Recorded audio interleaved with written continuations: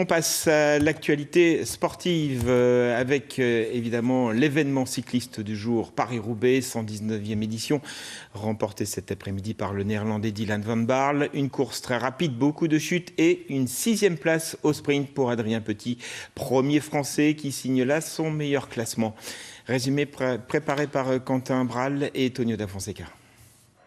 C'est un sprint qui a tenu toutes ses promesses et le premier Français à l'arrivée de ce Paris-Roubaix, c'est lui, Adrien Petit. Le natif d'Arras termine 6e de l'arène des classiques. Je suis vraiment content de ma course et puis aujourd'hui j'ai donné le meilleur. Franchement, j'ai pas de regrets à avoir. J'ai donné le meilleur et puis on a Tom De Vrij qui finit, je pense, 4e de l'équipe. Donc on a fait vraiment une grosse course. Au départ, les regards étaient braqués sur un autre nordiste, Florian Sénéchal, parfaitement positionné dans le premier peloton. Il est contraint de changer de vélo à cause d'un problème mécanique à l'entrée des pavés d'Arambert. Alors l'attention se tourne vers deux autres Français, Laurent Pichon qui a longtemps fait la course dans le trio de tête et Adrien Petit, dossard 124 et espoir d'un podium sur les épaules. Les deux coureurs pourtant adversaires se tirent vers le haut et travaillent main dans la main.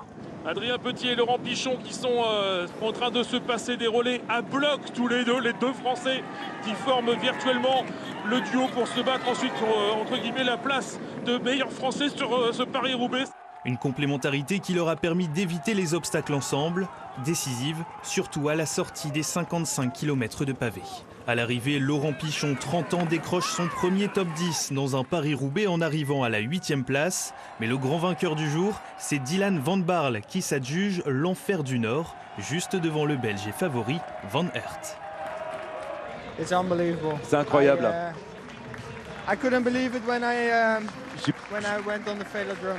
J'y croyais pas quand je suis entré dans le vélodrome. J'ai regardé de l'autre côté pour voir s'il y avait d'autres gars, mais j'étais seul. Il venait avec moi. Et Van Baarle avait bien une raison d'être seul. Il a avalé les 257 km en 5h36 minutes et 55 secondes, l'édition la plus rapide de l'histoire.